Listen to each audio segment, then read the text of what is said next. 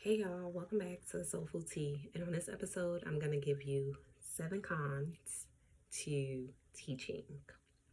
So I have my book here. So if you see me looking down, that's the reason why. So the number one reason why teaching can be a con is because the salary is not livable. Y'all, when I first got into teaching and I got my check, I said to myself, did I just work 30 days? 30 hard days and leave corporate to get this amount of money? And I was in shock. I was definitely in shock. And I've never gone on to a job thinking that I was just going to get rich. But the amount of work and effort that you put in behind the scenes, creating lesson plans, creating engaging activities, calling parents, putting grades in, I was just like, wow.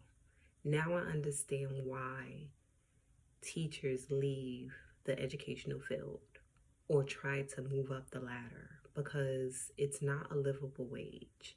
Mainly if you have a family and you have multiple mouths to feed, you will definitely need to have like a side gig or get another job, get a second job. I think that teachers are overworked and definitely underappreciated and underpaid. So just be very mindful that you're not getting paid the big bucks to do the big work.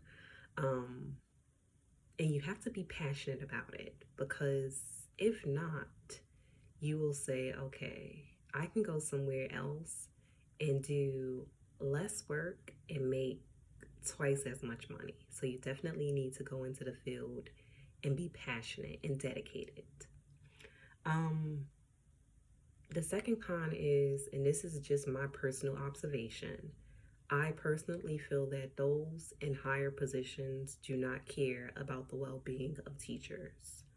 Because if they did, the classrooms wouldn't be as big as they are, and we will be getting paid a lot more money. But I feel that those in power put so much pressure on teachers to teach towards a test just so that the school can look good in grading, because schools do get graded. There is a scale um, that grades the well being of the school. Number three, the work goes home with you. If you think that you're going to get into teaching and think that you're not going to do any work at home and it's just like a 9 to 5, and once you clock out, you clock out, you are living in a fantasy land. And I don't believe that you can be an effective teacher and not take the work home with you. Um, when I get home, I am either calling parents, I am either putting grades in the grade book, I am preparing my lessons, engaging lessons for the following week. I am just doing something that has to do with my career, because when I go into the classroom, I want to be confident and I want to be prepared. And I want my students to know that I actually care and I had to put in some work to become an effective teacher. Teaching is not for the weak. The teaching is definitely not a field in which you could just be lazy, mainly if you want to be, as I stated, an effective teacher. Number four, parents can be extremely rude and disrespectful. And in the beginning, it used to get to me. But then I had to do like a lot of reflecting, and I realized that some of us are just lost. Some of us were raised a specific way, and the generations that are being raised by people who do not understand the importance of education. And once I elevated to that mindset, I now protect my peace. If I call a parent and I explain to a parent that a situation took place and they become defensive, I literally will tell them, I was only calling to inform you of the situation. Um, I hope that you can speak to your child, and I hope that you have a great night. And I just leave it like that. When I first got into teaching, I had a parent literally disrespect me in front of the principal, and the principal didn't do anything. And those at the top do not care about the well being of the teachers. As long as there is a body inside the classroom, specifically in urban classroom, Title I schools, that's all they care about. Just show up. And sometimes I feel like teaching, when I look in other people's classrooms and I do like observations, it's like babysitting. And a lot of parents, as I stated before, they don't understand the importance of education. They don't care about the well being of their own children. And they can become very combative and very disrespectful. And when I have a parent like that, I find other ways to communicate with them, or I then allow another teacher to communicate, or like my instructional coach to communicate with that parent, because at the end of the day, I'm one person and I have 70 children with 70 different personalities that come from extreme backgrounds, but I have to protect my mental health. Um, so yeah, you have teachers who know how to deal with certain parents, but I'm that parent that I'm that teacher that I just don't put up with disrespect. Um, Another thing is that there's too many meetings.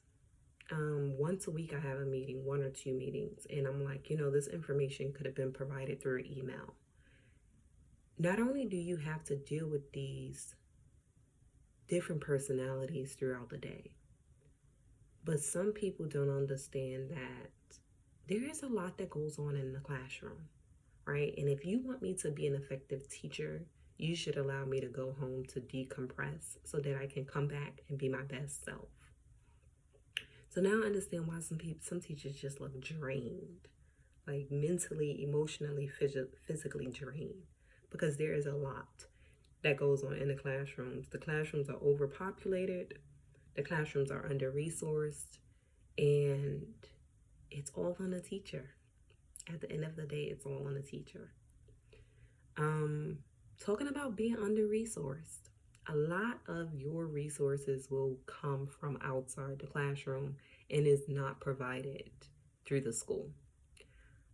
I found a couple of websites. Donors Choose is one, and Teachers Pay Teachers, that allowed me to supplement a lot of my lesson plans and create engaging activities. One thing I learned about being a teacher is if you're bored with your curriculum, the kids are going to be bored. And then your classroom turns into chaos, because when children are bored, they find other ways to keep themselves entertained. So yes, you will have to pay out of pocket to receive other resources, or put up a Donors Choose, or reach out to other veteran teachers to receive some resources from them. There are a lot of observations. When I first got into teaching, I was just like, why are there so many people in my classroom? You will have an observation from the district. You will have an observation from your peers. You will have an observation from the principals. And at first I used to be like triggered, because I was like, why am I being policed? But then I realized that they just want to make sure that you're doing what you're supposed to be doing. And in the beginning, it brought me a sense of anxiety. I was just like, dang. But then I started to notice that when I am feeling a certain way, my kids could pick up on that energy. So I had to go in there and be more confident, and just have the mentality that if they feel that they can find a better teacher, then they can do so. And that's literally how I get through my observations. Lastly, burnout is real, y'all. Burnout is real. If you do not take care of your mental health, your physical being, your spiritual being, you will be burnt out. If you look around your school and you look at how certain teachers operate with the students, you can realize that they're burnt out. And you can be burnt out for numerous reasons. Recently, one of my students asked me, am I okay? Because I look sad. And I said to him, I'm not sad. I'm more so frustrated. And he said to me, why are you frustrated? And I'm like, because we're in the 21st century and you still have Black people fighting each other as if we're the enemy. I'm frustrated because many of us don't take education seriously. We don't understand the importance of education. Many of us are very disrespectful. Many of us are extremely combative. That's why I'm frustrated. I'm frustrated because it feels like an uphill battle that I'm fighting. And I feel as if I'm just going along just to get along. And the more I speak wisdom and the more I try to be positive, the more negativity is thrown towards me. And he was just like, I understand. But then he said, remember your purpose. And I had a principal before, an assistant principal, before she became a principal. She would always say to me, like, remember your purpose. And it stuck with me. I never got into teaching thinking that I was gonna become a millionaire. But I didn't realize how extreme the uphill battle is, and extreme the dysfunction is, and how there are so many people in power who do not want to see a change happen in urban public school systems. And it's okay to be frustrated. It's okay to be sad. It's okay to say to yourself that, teaching is just not for me. It's okay to need to take a mental health day to take care of your mental. It is okay. And I just want you to know that if you decide to go into teaching and you want to make an impact and you want to make a change, you're going to be up against a lot, because not everybody is in the field to make a change. Thank you so much for tuning in to Soulful Tea, and I'll talk to you all on the next episode. Peace.